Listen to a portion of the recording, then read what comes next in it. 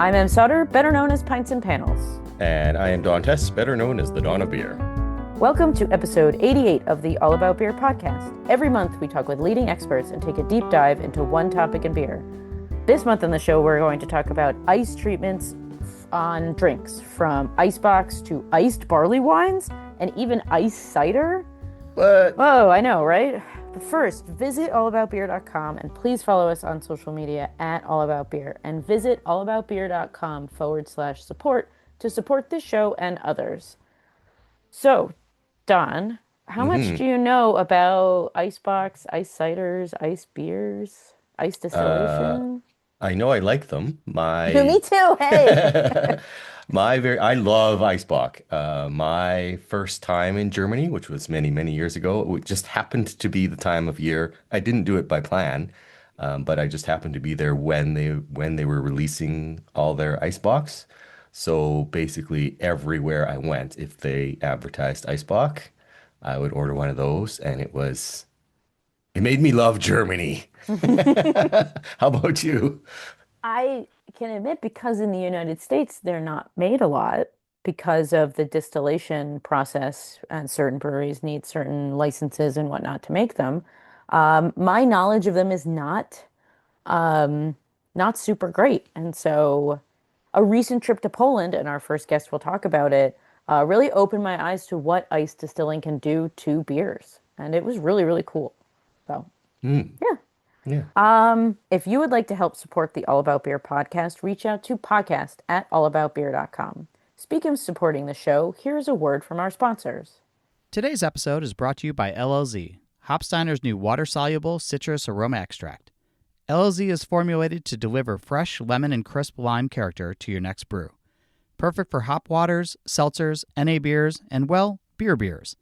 LLZ offers unmatched versatility as a 100% hop-derived, clean label supporting aroma extract. Give your next brew the citrus kick it's been begging for with Hopsteiner's LLZ. Explore LLZ and other flavor solutions at shop.hopsteiner.com. All right, brewers. Quick question. Have you ever brewed the same beer twice and somehow got two different results? Your haze drops out, sulfur pops up, and that quick lager isn't quick anymore. That's where Escarpment Labs comes in. They've seen this firsthand at top breweries across Canada and the United States. Escarpment helps you choose the right yeast. They help you dial in your process so your beer stays consistent, batch after batch. Escarpment yeast now ships in the United States with priority alert shipping. And for free brewing knowledge, subscribe to the Escarpment Labs podcast and YouTube channel. Go to escarpmentlabs.com to find out more. Want to have a great beer, but just not the alcohol tonight? Give Athletic Brewing a try. Athletic Brewing was founded in 2017 to shatter existing stigmas and perceptions around non-alcoholic beer. They took a category that had traditionally only offered underwhelming lagers and launched a full lineup of award-winning styles. In fact, its non-alcoholic beer is so good that it's currently on over 20% of U.S. Michelin star menus, and the team at Athletic has brought home over 185 taste awards. And these non-alcoholic beers are all brewed by the Athletic team in their custom breweries with extremely rigorous quality standards. You don't have to be sober to enjoy the great taste of a beer as a meal pairing, winding down at the end of the day, or when you're out with friends but don't want the alcohol. In 2025, Athletic released over 50 different beers on their website, athleticbrewing.com. Check it out for yourself. Marcin Ostojewski is head brewer of Browar Fortuna and Browar Grodzisk. He's an international beer judge and self-proclaimed certified cat sommelier. He graduated in biotechnology and abandoned his PhD in molecular biotech to join the craft beer revolution in 2013. In 2017, he was hired by Fortuna and Grodzisk breweries as a new product development specialist. One of his responsibilities was to establish Fortuna's barrel age program. The other was to give the Grodzisk beer competition and the style itself more international recognition, something he has definitely done. Sorry, M interjects. Marcin has had the pleasure of developing dozens of beer recipes, from non-alcoholic IPAs to double barrel-aged, double ice distilled barley wines, reaching 26% ABV. Fortuna's ice distilled barrel-aged program is probably the biggest one in Poland, both in terms of total volume and the number of new releases per year. As a servant of six, he uses every opportunity to encourages you to adopt a cat, and he is servant to six beautiful cats. If you follow him on Instagram, you will see them all. And if you are interested in cats, this is again M is interjecting, ask him about his catio. You will not be disappointed. Welcome to the show, Marcin. Hello, welcome. Yes. So you and I were just hanging out in Poland a month ago. And this is something that I didn't realize. I guess it's my like feeble American brain. And it's something that we don't have here in America, and we'll talk about that later, is that you ice your strong beers. Is this something that's just popular in Poland, or do other European countries do this? And when I say like ice your strong beers, like what do like Maybe how give do some you, examples because yeah, I'm only familiar with Eisbock. yes. Yeah, so basically you can ice distill any strong beer because of course if you ice distill a weaker beer, you will not end up with decent amount of concentrated beer, and also you will not get into those higher ABV, which is later better when you age the beer after freeze distilling, when you age Hmm. it in wooden barrels. So basically, any strong beer as a base style is good. Maybe not all of them, because if you have a very dry beer, like Mm. Belgian quad or very well fermented Belgian triple, after freeze distilling, you will not get the fullness because the rest extract of the base beer is too low. So it will not cover up the alcohol very well. Uh, I would say that freeze distilling beer, even though originally it started in Germany, uh, went definitely more popular in Poland nowadays. Of course, it's not popular even if you look at craft beer scene uh, in a way that you can buy it anywhere or whatever, because those are always very limited releases. But still, I know at least 3, 4 brewers in Poland that are freeze distilling their beers on more or less regular basis. Uh, so it is something very interesting for the Polish consumer, at least for those the most beer geeks, especially when those beers are very hard to get and also very intense, great to share because it's impossible to open a 20 ABV bottle and drink it by yourself, even though it's a small bottle. What's the minimum like ABV, like what's the target ABV you want to start at for a style for beers like this? And what styles work really well? So you're talking like barley wines and imperial stouts, stuff like that? Yeah, barley wines, imperial stouts, of course, Baltic porters, Of because we are course. in Poland. Uh, so let's say that the starting ABV, I would say 9 is totally fine to start with, Hmm. because a general rule is that uh, to make it still reasonable, just a basic calculation, to double the amount of ABV in the final beer after freeze distilling, you have to have triple the volume of the beer, because the process is of course not perfect. So Ah, when you freeze the beer and remove the ice, you will lose part of the concentrated beer between the icicles. So basically, if you start with a weak beer, you can still freeze distill it to those 18s, 20s, 25s, because this is the usual range, I would say. Uh, you can still do it, but then you will lose much more liquid, and finally you will have 4 times the base beer to have the final amount of the beer at reasonable level of alcohol.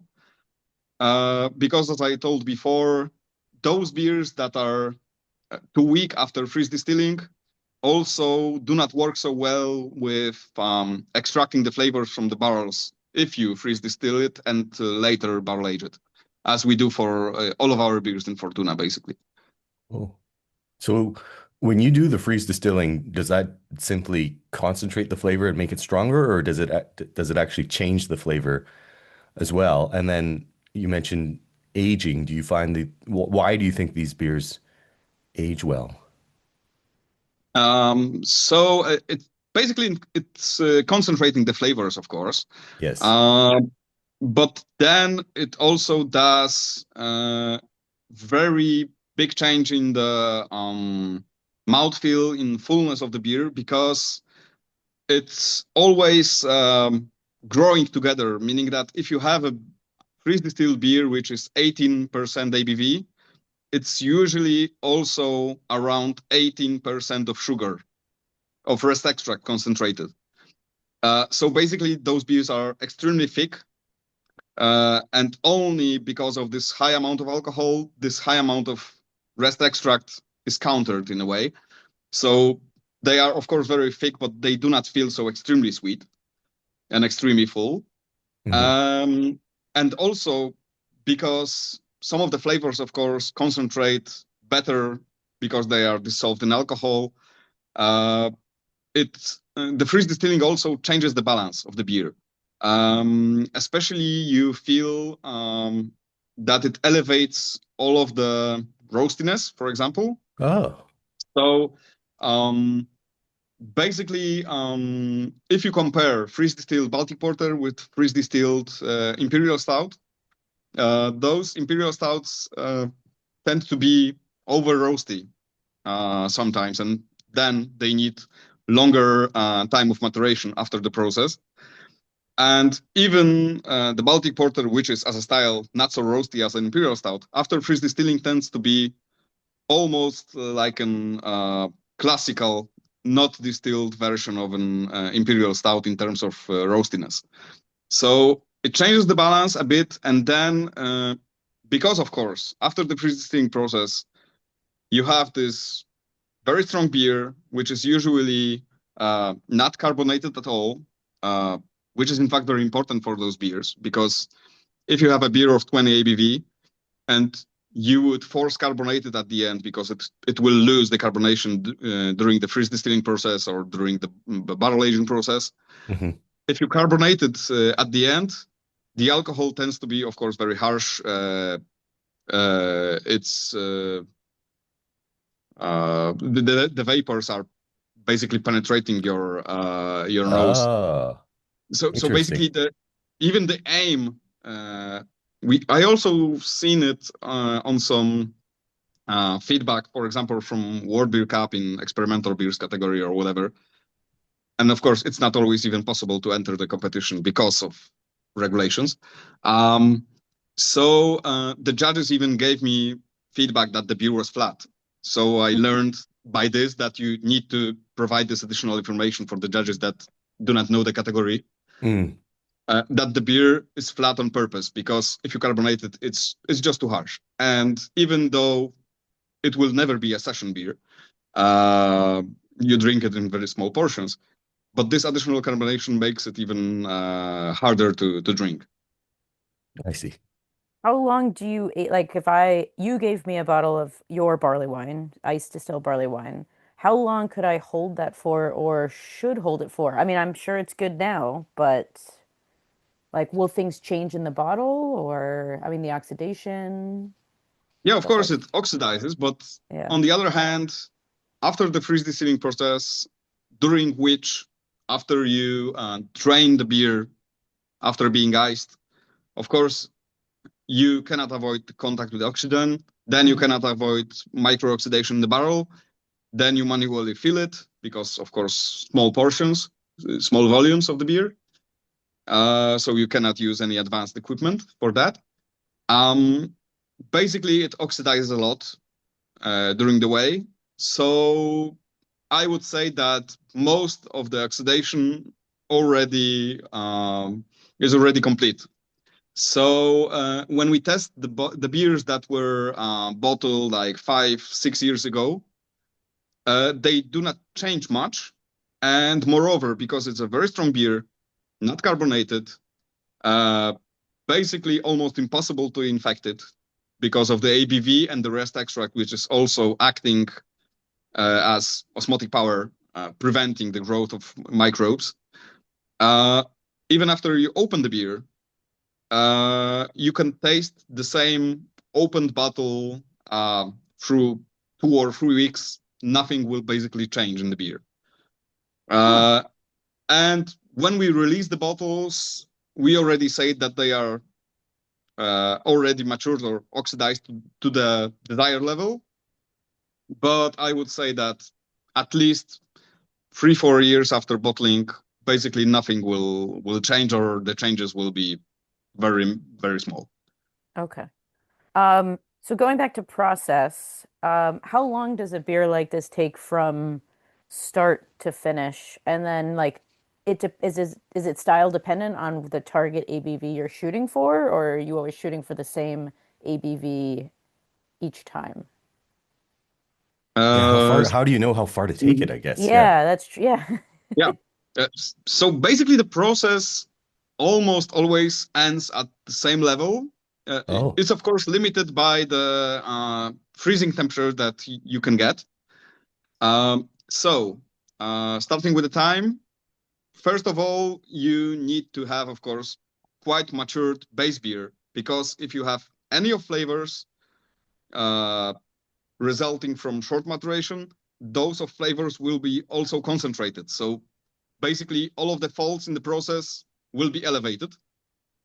And because of that, the base beer has to be mature enough. And then the freeze distilling itself, at least at our setup, takes around 3 to 4 weeks, depending on the setup of the freeze distilling process.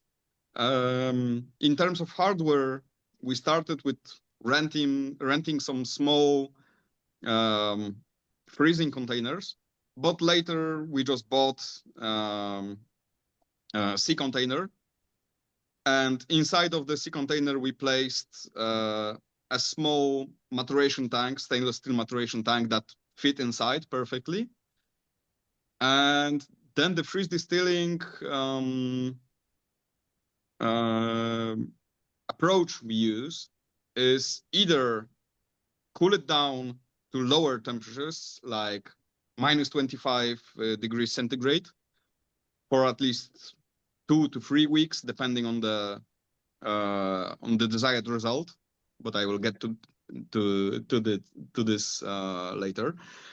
Or you set the temperature to like minus 12, and then you leave it for longer period of time.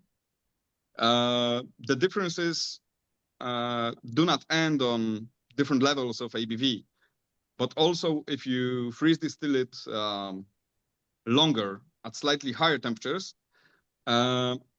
you tend to preserve more of this multi-backbone fullness and so on, because the beer still has time to escape those icicles that are forming from the sides of the vessel. But then, no matter what you do, just because you have this minimal temperature that you can achieve in this freeze distilling vessel, with single freeze distilling you will never get higher than like 23, 24 ABV. If you want to make it higher, you do it again. okay. Then the process is, of course, even less effective.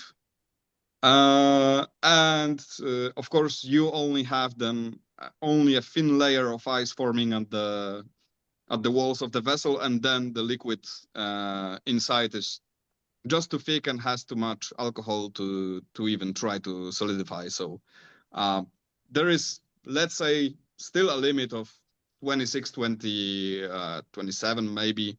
You will not get more, at least with the sea container, which is able to go to minus 28 or something. You're using the term distilling. So are there any legal ramifications to this? Do you need a distiller's license to be able to do this? Yeah, luckily not, because then it would be almost impossible for us to make. Legal wise, at least in Poland, but I know also a couple of countries in EU that have the same regulations. Okay. It is still a beer. And So taxed even as if you such. freeze distill it, the process is, let's say, even though it contains distilling in name, at least in English name.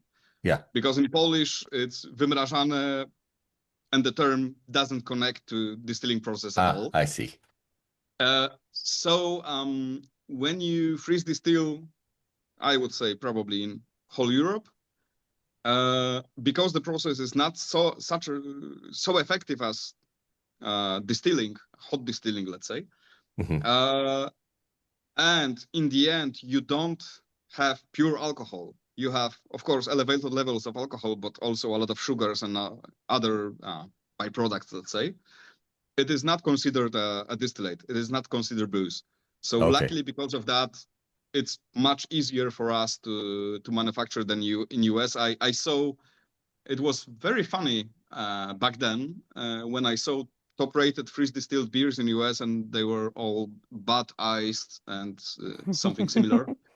So only this allowed loss of liquid after you chill the beer down at the end of the regular process. I believe it's like, you know it better than me, but when I checked it a couple of years ago, when we approached to exporting the beer to US, this beer to US, it was like they allow the brewer to lose up to 0.5% of the liquid because they chill the beer down at the end, and of course some ice formation can occur. So basically it's impossible to do a proper freeze distilled beer. Maybe it changed or it will change in near future, because I already heard it from, I believe from Chris from World Beer Cup, that there is a quite big lobby of modern brewers trying to convince TTB to allow fresh distilling of beer, but probably it will take some time. Yes. Yeah, it depends because it's a lot of it is state by state. So like the Oh, yeah. beers you make would be legal where I live, but let's say like in Florida, or actually, well, I don't know, Florida could be, but there's like a few states where beer can't be more than 15%, and then otherwise it's distilled, but since it's made by beer, they're illegal. We could have a whole conversation about whether like these beers are illegal in certain states or not, because and then some you need a distilling license. You seem to have it figured out in Poland where you guys just get to go and do things. Yeah, but basically they only demanded from us to provide a full description of the process, and that description should be quite clear that it's not meant to be some other way to create distillates. So basically, all of the brewers that do it in Poland, even when they are working with different branches of Polish TTB, they all have the same interpretation from the office, that of course you can do it because it's not distilling as distilling vodka. So Yeah, that's true. we are all lucky, at least for now, of course. I have a last question for you. Are there any secrets to brewing a good version of this? Like, is there anything you can let us in on the process? Hot tips. Any tips or tricks? Or cold tips, as the case may be. Yeah. Yeah, so first thing I already told before, so this rule, SESO, shit in, shit out. If you have a terrible base beer, you will end up with even more terrible ice distilled beer. Okay. But of course, patience, as always. But I remember that the most tricky part is when you freeze the beer and you already open the valve to start collecting this dense liquid. The most important part is to spot a moment when you will it's not even about dilution, because of course in the beginning you will have only the dense beer coming out, and then some of the ice will start thawing, so you have more water. Yeah, but on the other hand, then you have more of those multi flavors and more of this, in general, backbone, not only pure alcohol coming out from the ice. So the most important part is to test the beer quite often when you collect it to know whether we want to stop at having 21 ABV beer, which is a bit more harsh and has a bit less body, or maybe waiting to allow dilutions to 18, but with greater backbone. So I would say that aiming for the highest ABV that you can get from this freeze distilling session is not the best approach. It's better to wait a bit, allow at least a small dilution to get more of this multi-flavor, which tends to come later when you collect it. And then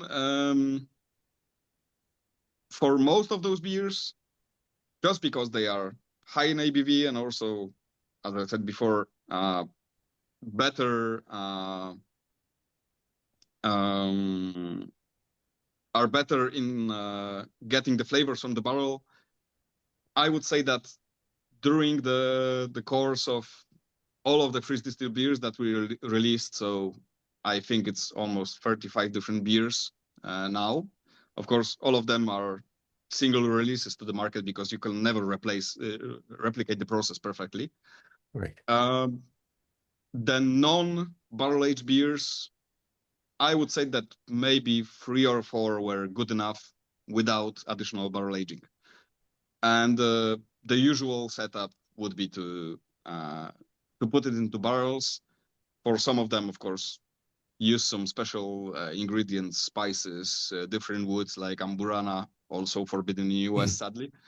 But then the clean one is fine, but it's always better after letting it sit in wood for some time. Awesome.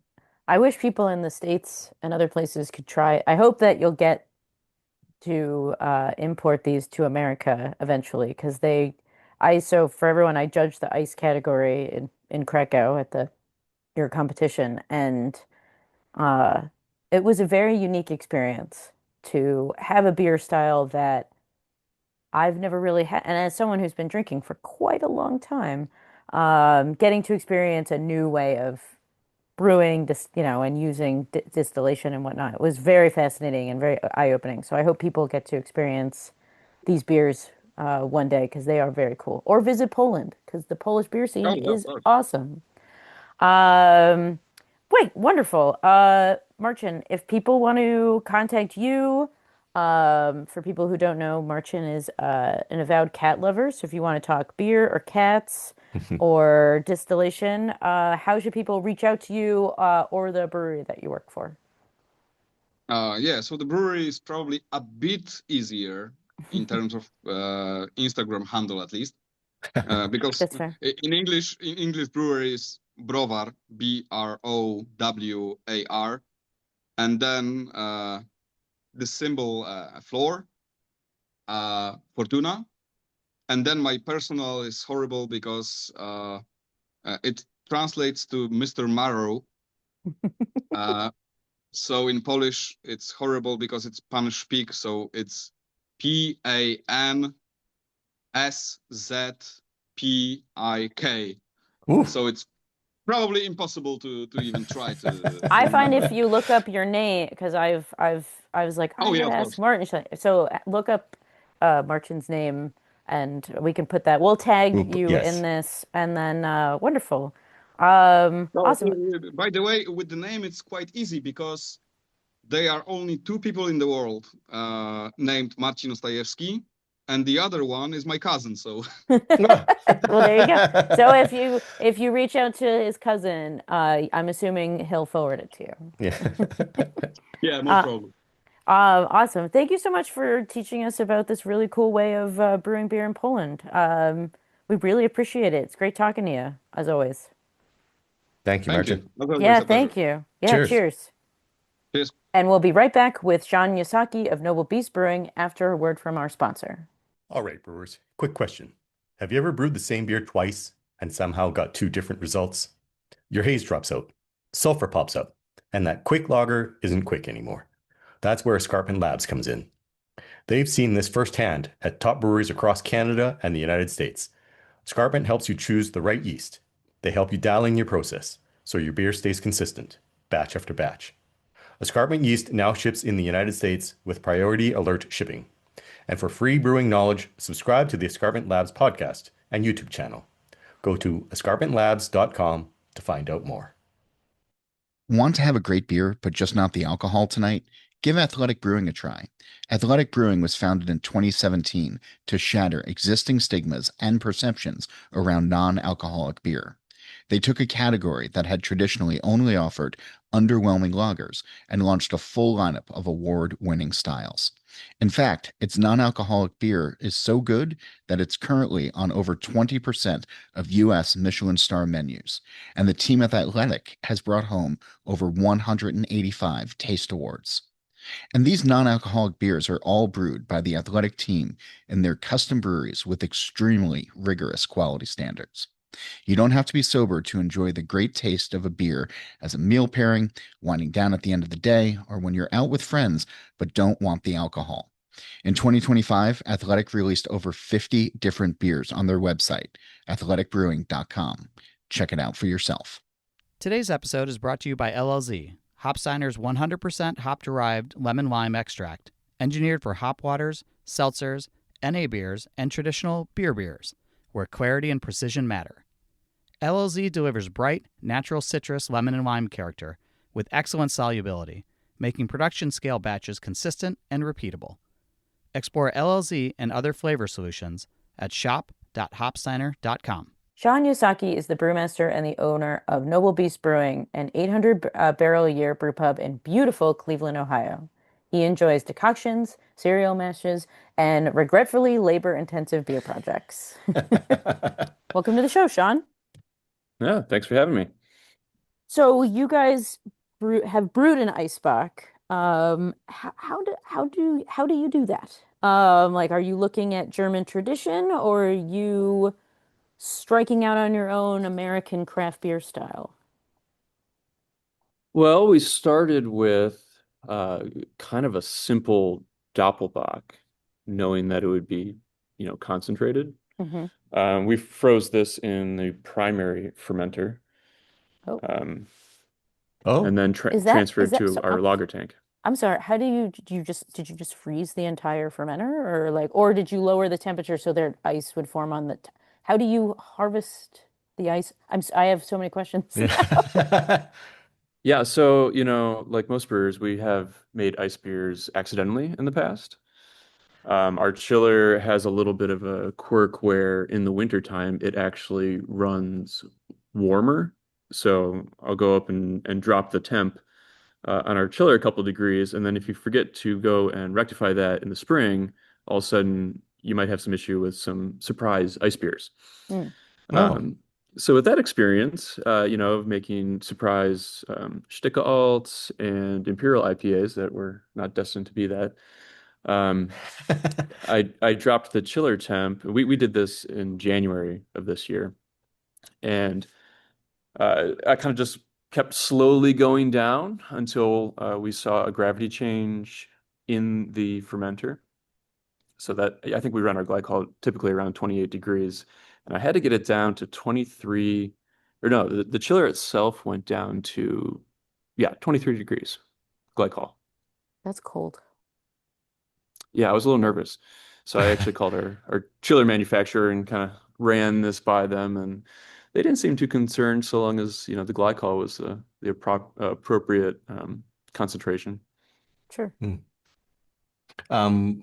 So, that requires effort, caused you some stress in terms of worrying about your chiller. Why do you do it? It just sounded like a lot of fun. Okay. I'm kind of on a mission to brew every single style of beer at some point. And I remember I was just kind of looking at probably a style guideline list and was like, oh, Eisbock. Should do that one. That sounds like fun. Are you close to brewing all the stuff? I mean, probably not. There are many, many, many of them, but do you know the number you need to get to? I'm I haven't actually checked off the list, but I am pretty close. No. Okay. I bet there's like 85% of them, you know, Really? BJCP or Yeah, something. if you're Yeah. going through, and that for listeners who don't know, so the BJCP style guidelines is like, what do you think, like 120, 110 styles? Yeah, something like that. we're getting off topic, but like that's a lot. You know, after this, maybe I'll go through and actually do the count. Yeah, Yeah, if it's it's getting something close. that you're like enthusiastic and passionate about, you should, because that's fascinating. I love when a brewery's like, I want to brew a California Common. I want to brew an Eisbock. Like, what does that take? Like, what's that take? You get to learn a lot. I think that's awesome. It just tapped a California Common steam beer. Boom. I didn't Wow. I didn't even know that. I was just pulling a random style that no one makes anymore. That's yeah. That is so anyway, I have so what were some of the tricks besides lowering the glycol? Yeah. So the simple dot you said you I want to touch on that you said simple doppelbock for our listeners, like did you any more residual sugar or did you I brew didn't it? think there was such a thing as a simple doppelbock because I Yeah. thought doppelbock was supposed to be complex. So Hmm. let's dive into that. Yeah. Well, from the accidental experiences of, freezing some beers, they tend to get bitter very quickly. And the way those flavors concentrate don't always seem to be like very elegant. Mm. So with that in mind, I didn't want to overdo the base recipe, especially in the IBUs. But the recipe itself is super simple. It's a little over 50% Weirmann Barca Munich, 45% Barca Pils, and then like 1% Carafa for color and some acidulated.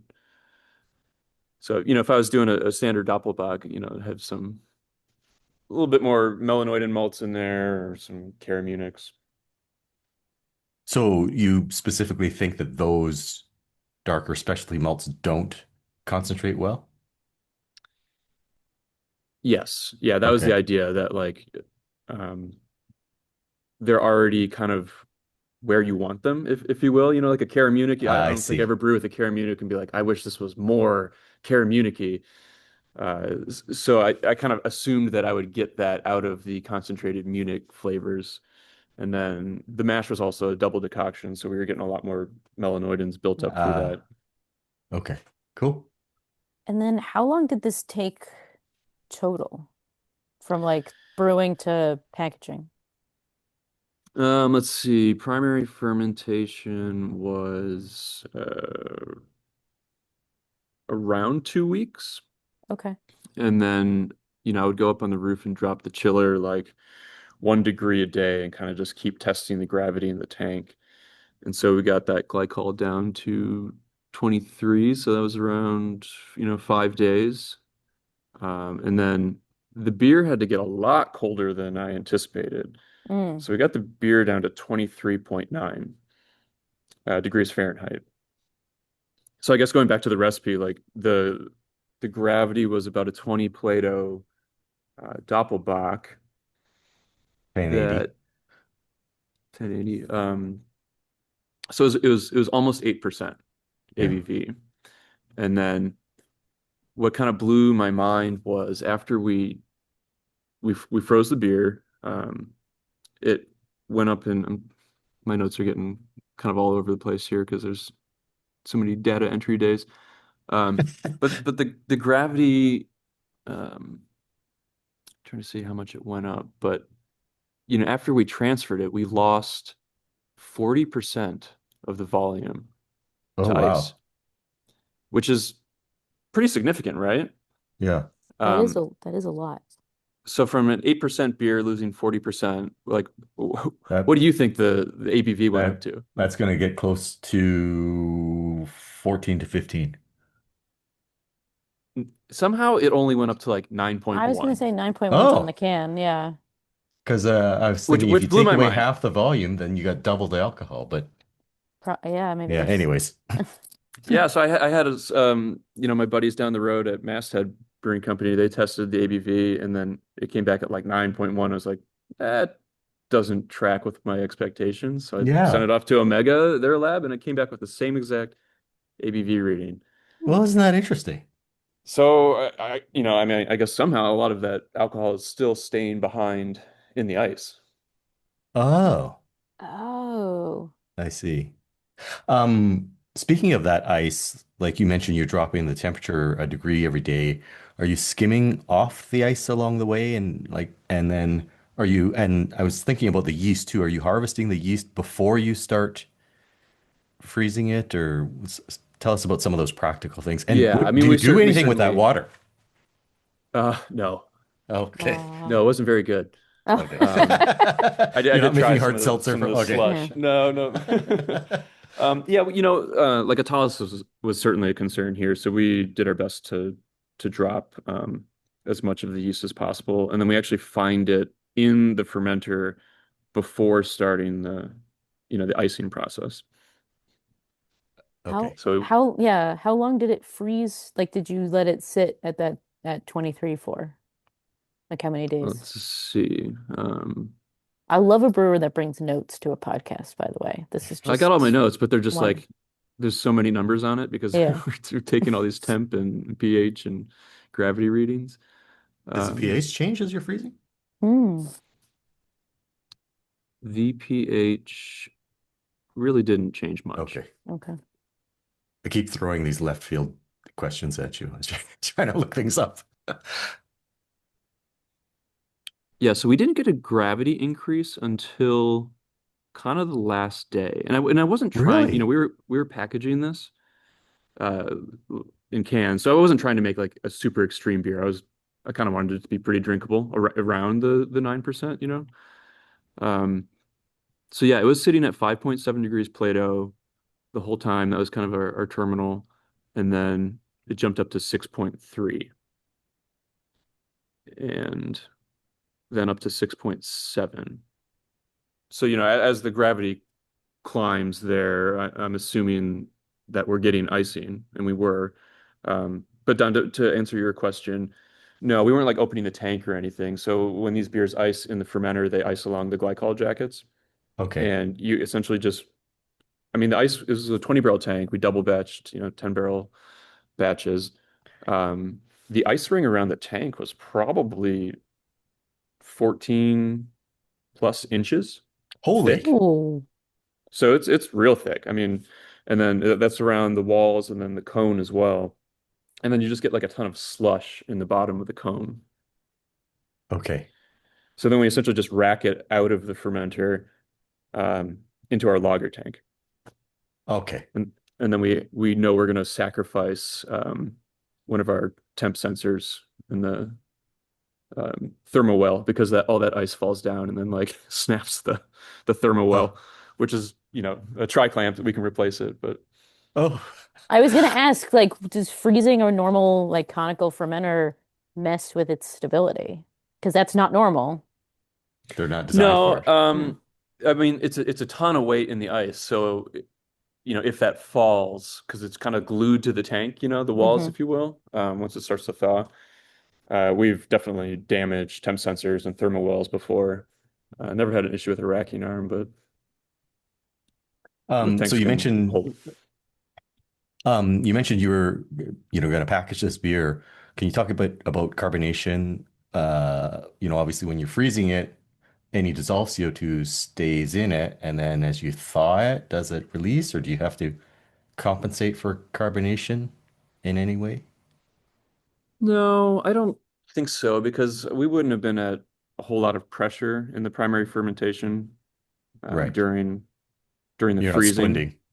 No. So we Yeah. send it over to the lager tank and then just there's a carb zone in there, so it kind of just carbs like Okay. normal after that.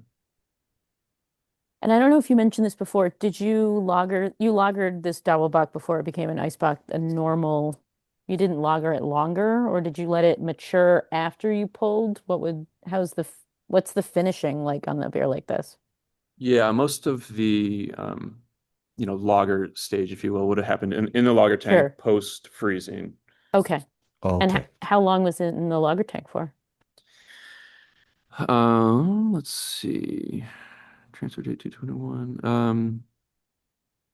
About 5 weeks. Okay, nice. So, yeah, like a normal, well, like yeah, a normal good lagering time. So, I was just curious about like pulling off something distilled would be different. But I mean, this, to be honest, this sounds just like it's a 9.1% Eisbock. Sounds like a normal beer, except for the freezing of the fermenter. Like, I don't know. Everything seemed like it worked pretty normally. You didn't have any anomalies making this beer since it was your only time making it? No, I think the only thing that just blew me away was the yield loss compared to the alcohol increase. Yeah. That just still doesn't compute in my head, so I'm not quite sure. Yeah, it would Yeah. be. If you remove that much water through ice, there just had to have been, alcohol still not necessarily frozen, but just trapped in the ice, trapped in the slush. It Mhm. didn't separate, 100% clearly. Right. Right. And when you package this, how was the customer response to it? Was it hard for your like beer tenders or sales whoever to explain it since icebox aren't normally like a popular beer style, or was it a huge hit? I mean, I'm And do you It charge the was same price for it? I mean, you lost half the beer. no, no, did not charge the same price. Okay. But it was actually a fun packaging run because we packaged it in like those seltzer cans, little slim 12-ounce Oh, cans. okay. So I'd never done that before. I think it's just kind of a fun package for this beer. Um, I mean, it wasn't anything crazy, but I think we were selling, 4 pack of 12-ounce cans for $20. Oh, Oh, that's sign me up. 9.1%. That's like a typical IPA, double IPA. Yeah. I mean, it's smaller because they're 12 ounces, but I love an ice bock in essentially a Red Bull can. Yeah, yeah, that's how I it think was. It was that's it was that's great. charming. It's super charming. Um, and yeah, so the customer response was really good. Did you guys sell out quickly, or are people clamoring for it again now that or is it kind of a Um, one and done situation since it was, I mean, it doesn't seem that hard to brew, to be honest. I think we'll probably do it again at some point in the future. It's not scheduled. Most people obviously haven't really heard of an ice box, so it was kind of a fun thing to describe and educate a little bit on. We do a lot of beers like that take a fair amount of storytelling Mm. to promote, which is something I think is fun about beer. What kind of things did you like? How did you describe a beer like this to your customer base? Well, you've kind of got like the history of Eisbock, at least its lore Hmm. of, some new German brewer who left the cart full of beer sitting out into like a snowstorm and it froze and he got in trouble and but then the brewmaster tried it. Like that's the story of how Eisbock came to be. Um, so stories like that, like they draw customers in who might have any idea what a bock is or a doppelbock or. Yeah. What's one thing, speaking of that, educating the consumer, what's one thing you wish people understood and appreciate about Icebox? Like it's not just a big bock, right? There's more to it than that. Yeah, I mean, I think they're almost always like incredibly complex, multi beers. The amount of depth and flavor you're pulling out of them is wild. And looking at the change here when this beer is just Munich and Pilsner malt, how it changes from, the mash through decocting it, through just kind of your standard lager fermentation, and then the icing and lagering process after that. Like it just continually kept changing and kept changing and kept changing. And even now in the can, I had one I think a week ago, and it's aging and developing like really nicely. No. Um, I always have stupid ideas. Uh, Next time you brew an ice bock, would you consider packaging some of the pre-frozen beer and then freezing it, and then people can compare the two? Oh, that is fun. Um, John Test marketing genius. yeah, I might have to work on my yields to pull that one off, Yeah, but yeah, yeah, because that's a fun idea. yeah. Anyways, that That's a very good that's my idea, gift to John. you. Sean, thank you so much for coming on the podcast today. If people want to reach out to you, or learn about the brewery, what are some like a social media handle or website? Yeah, Noble Beast Brewing on Instagram, and probably the same on Facebook. If you reach out through, the Instagram app, all those messages go right to me if you got any questions or if you Oh, just yeah. want to keep an eye on weird stuff we're doing. Uh, California Sounds, comments coming out. What other yeah. styles that you haven't done yet that you got to take off? Yeah. Cool. Awesome. Thanks for coming on to talk about your Eisbock today. We really appreciate it. Hey, thanks for having me. Yeah, Appreciate it. cheers. Thanks, Sean. Cheers. Yep, bye. And we'll be right back with Eleanor Leger of Eden Ice Cider after a word from our sponsor. All About Beer receives underwriting support from the Hop Leaf Bar, the prize of Chicago's beer scene. Publican Michael Roper and his staff understand the importance of independent journalism in the beer space, and their support helps fund original work. Learn how you can affordably support journalists by visiting allaboutbeer.com/support. And thanks again to Michael and the Hop Leaf Bar. Eleanor Leger and her husband and partner Albert founded Eden Ice Cider Company in the Northeast Kingdom of Vermont in 2007. There they produce specialty ciders, including ice ciders, aperitifs, and naturally sparkling hard ciders from 100% locally grown apples. Eden specialty ciders are distributed in 18 states and the District of Columbia. It is the first cidery in the U.S. to receive the Slow Food Snail of Approval for being good, clean, and fair. Their ciders have won numerous gold medals and 90-plus point ratings and have been recognized in The Art of Eating, Food and Wine, Edible Manhattan, and The Food Lover's Guide to Wine. Eleanor and Albert grow over 40 varieties of apples at their holistically managed farm, where they live with 2 border collies and occasionally receive visits from their 2 grown children. Welcome to the show, Eleanor.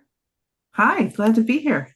So this is all about beer, not all about cider. So a lot of people, I know a little bit about cider from my work with the American Cider Association, but a lot of people may not know about cider. So what exactly is ice cider? So ice cider is a sweet dessert style of cider without bubbles. If anybody is familiar with ice wine, it's similar to that. It is not similar to an ice bock, which is what most beer people might think of. Fair. So really what we're talking about is concentration outdoors in cold weather of sugar and flavor of the fruit before fermentation, and then partial fermentation that leaves lots of residual sweetness. Oh, okay. Oh. And when you make an ice cider, are you using the same apples as with a regular cider, or do you have different apples specifically for ice cider? Well, that's such a great question, because the question of what apples you use for regular cider is Yes. a big one. So ice cider was developed in southern Quebec in the late 90s as a response to the declining fortunes of commercial orchards in the area, looking for a value-added product that they could use for excess fruit. And they saw the success of Ontario ice wines and said, gee, I wonder if we can do something like that with apples. And it turns out you can. That product was really developed around grocery store variety apples that were losing competitiveness in global commodity agriculture, basically. It's most of the Canadian ice ciders are made from McIntosh, Cortland, Rome, Empire, which are all sort of McIntosh derivatives. Oh. You mentioned arresting the fermentation. How do you do that? So we do it by making sure we're using a yeast that is temperature sensitive and cold crashing the tank. We have a chilling system connected to the tanks, as most wine tanks can do. And so it's a very slow cold fermentation, because arresting the fermentation at the right point is critical. If you go too far, it's too thin and too hot. And if you stop too soon, it's too sweet. So that arresting activity is the most technically challenging part. And so hopefully your fermentation's going slow, and then you can anticipate, okay, tomorrow's the day that we've got to crash it, and then turn up the chiller. Okay, cool. How long does this process take? Like from getting the apples to putting in the bottle? So if a harvest is in October, which for us it usually is, we will usually, like ideally, bottling wouldn't happen until 18 months later. Oh. Because well, the freezing, pressing and freezing process is in the winter following Hmm. harvest.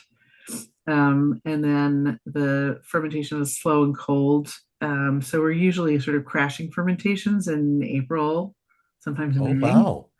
And then it needs a good year of aging before um, you release it, at least.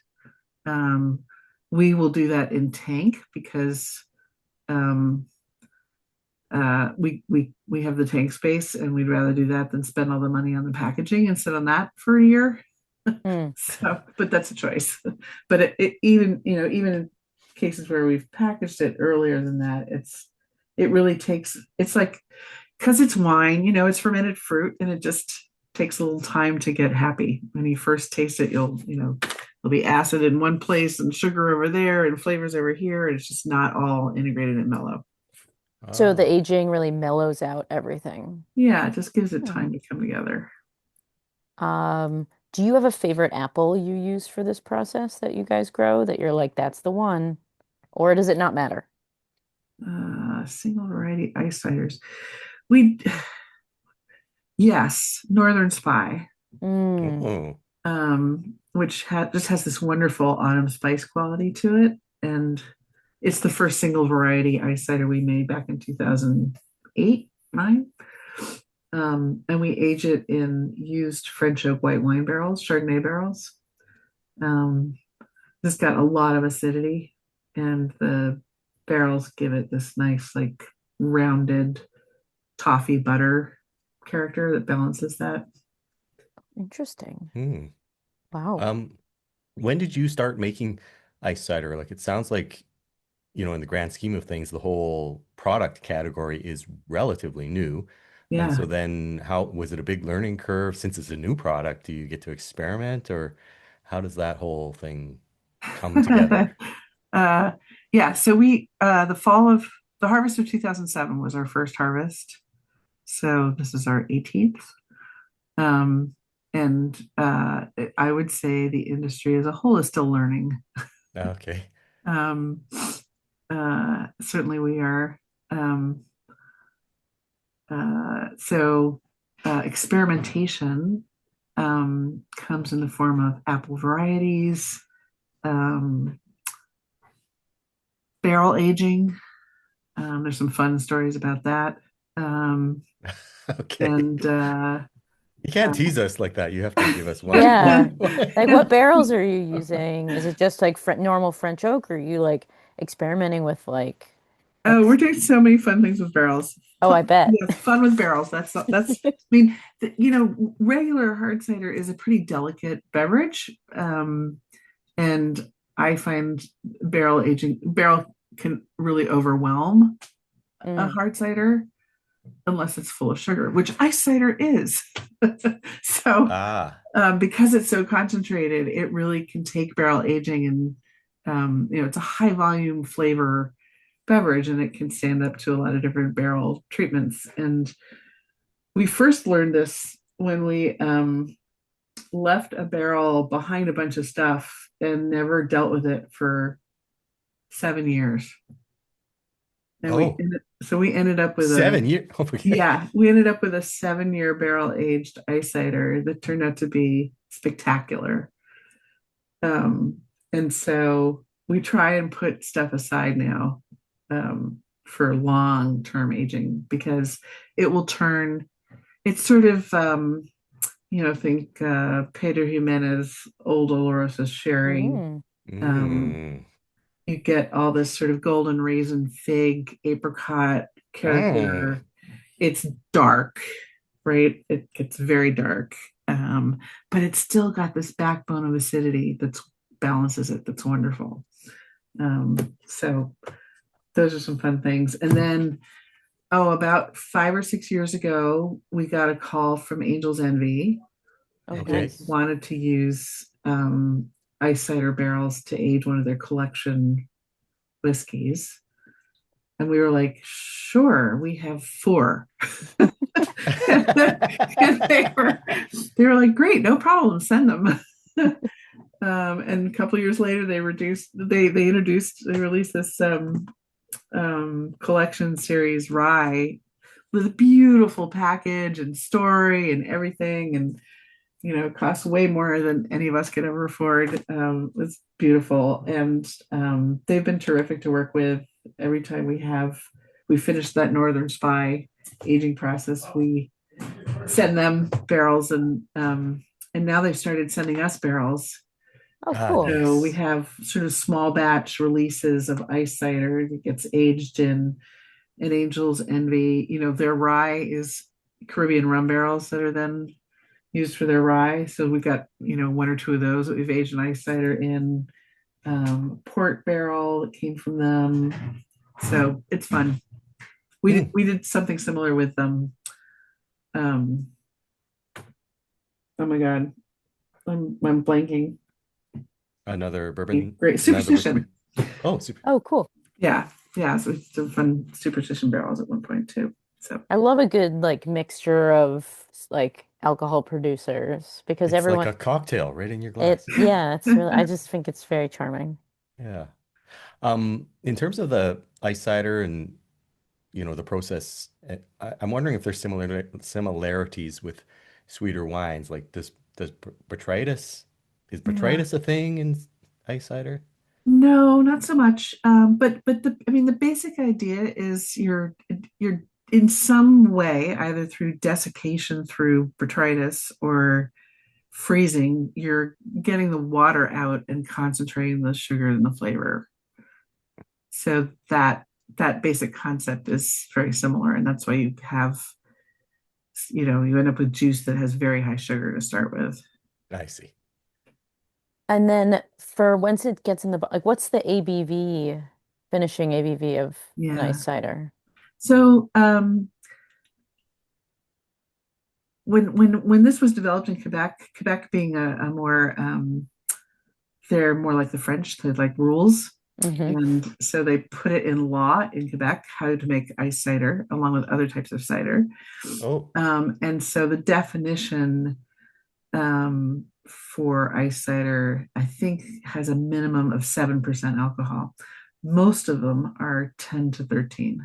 Oh, okay. And ours tend to be between 10 and 11, except for the spirits barrel ones, which tend to be a little higher. right. And so how, again, it's a relatively new product category. So how's customer response? Oh, if we can get it in somebody's mouth, it's like no brainer. I do store tastings at this time of year because 80% of the people who try it will buy it on the spot. 80%. Okay. Oh yeah. It's really good, Don. And it's special and unique, and people are like, "Oh yeah, that's holiday. I gotta have that." It's a great way to end a holiday meal. Okay. Or anytime you don't feel like baking something for dessert, just pull a bottle out of the fridge, have some cheese. Okay. Yeah, but it's And I that think is where you recommend it, like as a dessert type of thing. yeah, or like 9 o'clock streaming show when you want something a little sweet. Um, Mm. yeah, yeah. Anytime with cheese. Okay. What Anytime kind what cheese. kind of what kind of is any type of cheese? Just or is there a special Almost, cheese that like really almost any type of cheese. I mean, apples and cheese go really well together is true? under most Oh, I see. circumstances. Yeah. Um, and this is just constant. It's like apple juice for grown-ups. It's concentrated apple flavor. So, So the last question I have is what's the one thing you wish people knew about ice cider? that it exists. Ah, I mean, that is as Don, you were sort of getting to, like most people just don't even know it exists. yeah.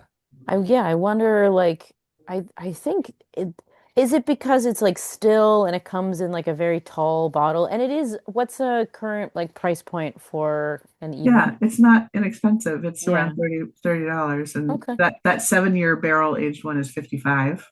okay Yeah.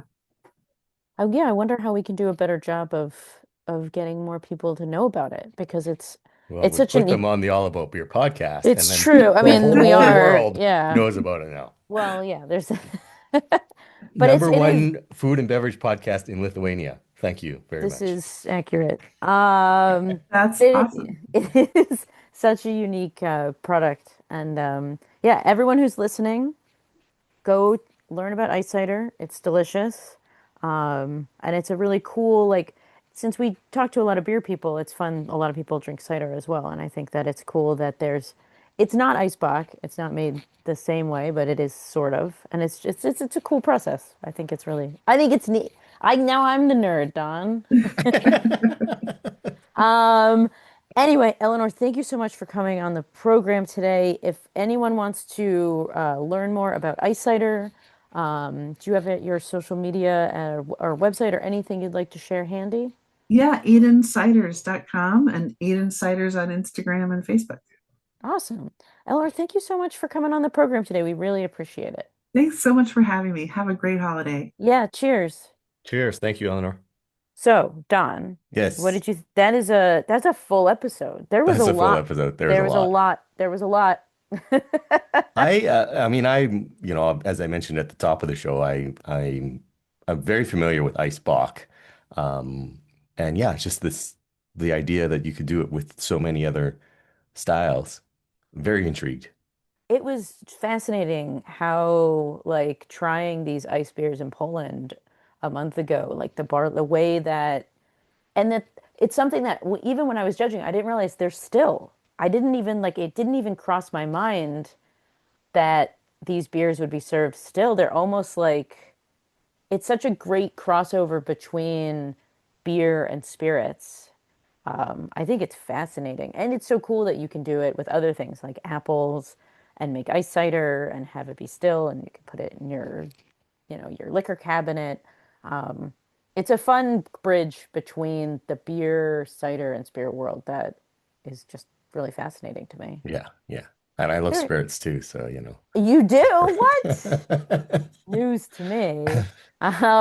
Anyway, everybody, please visit allaboutbeer.com and follow us on social media at allaboutbeer. And once again, to support this show, visit allaboutbeer.com/support. If you have questions for the experts, email podcast@allaboutbeer.com. That's also the email for feedback, suggestions, or to inquire about supporting this show through advertising.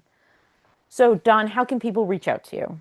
Oh, I am at the Dawn of Beer on X, Threads, Blue Sky, and Instagram. On Facebook, I am at the Beer Dawn. And everybody, send me your cat photos. Email them What? to me, Dawn at the Dawn of Beer.com. I like cats well enough. They're cute. Cats are great. Maybe not the hairless ones. Don't send me hairless cat photos. How about you, Em? I am at Pints and Panels across Blue Sky, Facebook, and Instagram. And my website is www.pintsandpanels.com. And here's a final word from our sponsor. All right, brewers. Quick question. Have you ever brewed the same beer twice and somehow got two different results? Your haze drops out, sulfur pops up, and that quick lager isn't quick anymore. That's where Escarpment Labs comes in. They've seen this firsthand at top breweries across Canada and the United States. Escarpment helps you choose the right yeast. They help you dial in your process so your beer stays consistent, batch after batch. Escarpment yeast now ships in the United States with priority alert shipping. And for free brewing knowledge, subscribe to the Escarpment Labs podcast and YouTube channel. Go to escarpmentlabs.com to find out more. LLZ offers the vibrant essence of fresh lemon and crisp lime flavor as a 100% hop-derived water-soluble solution. LLZ seamlessly integrates into hop waters, seltzers, NA beverages, and traditional beer styles. LLZ delivers bright citrus character with authentic taste in a clean label supporting solution. Give your next brew the citrus kick it's been begging for with Hopsteiner's LLZ. Explore LLZ and other flavor solutions at shop.hopsteiner.com. Want to have a great beer, but just not the alcohol tonight? Give Athletic Brewing a try. Athletic Brewing was founded in 2017 to shatter existing stigmas and perceptions around non-alcoholic beer. They took a category that had traditionally only offered underwhelming lagers and launched a full lineup of award-winning styles. In fact, its non-alcoholic beer is so good that it's currently on over 20% of U.S. Michelin star menus, and the team at Athletic has brought home over 185 taste awards. And these non-alcoholic beers are all brewed by the Athletic team in their custom breweries with extremely rigorous quality standards. You don't have to be sober to enjoy the great taste of a beer as a meal pairing, winding down at the end of the day, or when you're out with friends but don't want the alcohol. In 2025, Athletic released over 50 different beers on their website, athleticbrewing.com. Check it out for yourself. This show is produced by All About Beer. Visit allaboutbeer.com for articles, notes on this show and others, and connect via the to connect via the newsletter and social media. Cheers, everyone. Cheers. I knew you were going to do that. I knew you were going to do that. I knew it.